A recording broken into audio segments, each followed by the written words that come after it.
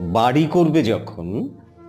করবে যখন তখন বাড়ির পশ্চিম দিকে বাঁশবন রেখো, জমাট পাহারা দেবে বাঁশবন, অনিদ্রাপ্রবণ।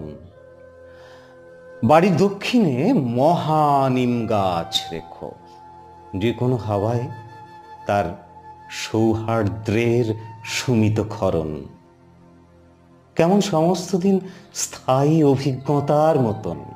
উত্তরে ঘরের কোণে কৃষ্ণচূড়া রেখো, স্যাঁতসেঁতে মাটির ঠান্ডা শিকড় করবে শিকরণ। তার কাছে সহিষ্ণুতা শেখো।